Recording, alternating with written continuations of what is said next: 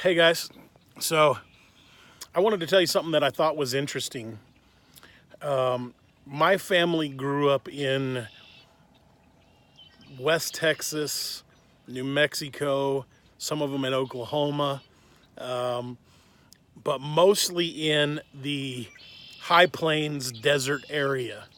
From the 1800s, I remember going and reading some letters that we got from this old house where they were calling from their family from Oklahoma to come over and said there was buffalo grass hip high as far as they could see.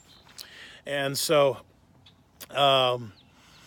they settled that area and they lived lots of years there, homesteaded there, lived lots of years there. Still today, they're still there, right?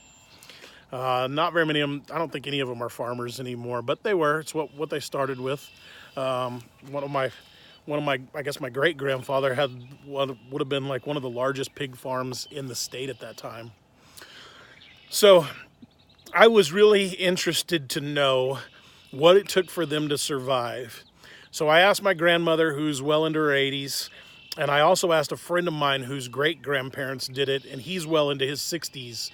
And so together we came up with this. It was actually pretty cool. They mostly in the summertime, they mostly lived off of chickens.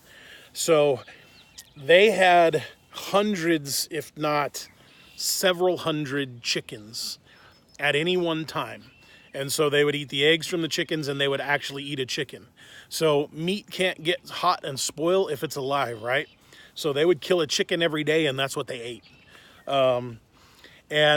And then in the summertime they would share crop, and 9 families would get together and they'd kill a beef once a month, and then they would eat off that before it could go rotten for 1 week. So they had a cellar that they would put it in. Some of it they would smoke, some of it they would make jerky, and then they would eat off of it for 1 week, and then those 9 families shared it.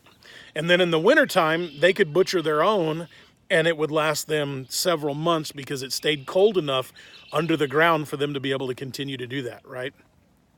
So it's they didn't make it off of hunting. They didn't make it off of killing deer or elk or trapping. They made it off of chickens, really. Another cool thing that they did that I thought was pretty cool was they had a windmill, and you could actually go back out to their old homestead and see this. So they had a windmill, and then they had a water tank, and so the windmill would pump into this stainless steel trough, and then it would go into the water tank. So it had, it was like at a slight, just barely pitch, and it would fill this trough up to here, and then it would go in the tank.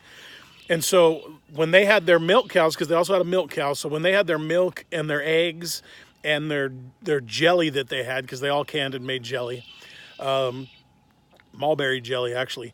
But anyway, they would put that inside of that water.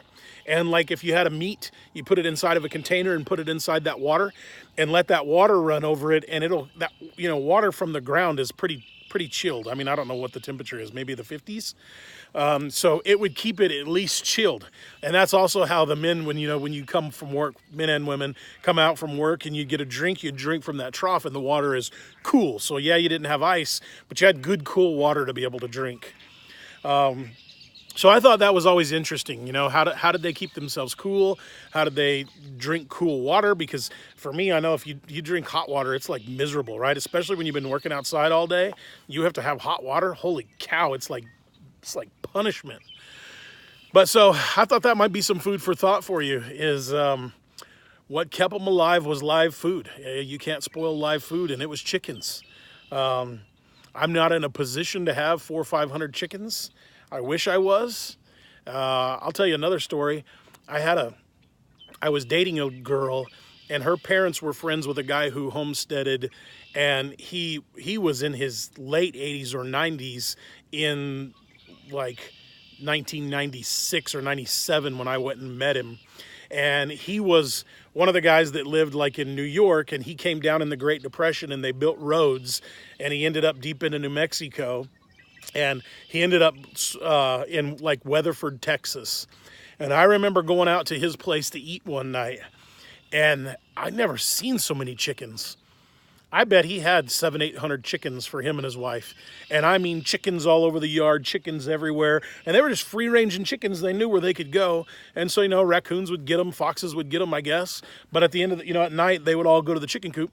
And he'd be good. But, I mean, he had chickens that you couldn't walk through the yard without chicken crap everywhere. So, old habits die hard, I guess. And that's what he grew up on and how he lived. And he just continued it. Anyway, so for all you homesteaders out there, potential SHTF, post-SHTF, you might want to let some of them eggs hatch for a while before you start eating them, right? And try to get your little chicken plantation. Anyway, guys, ponder on it.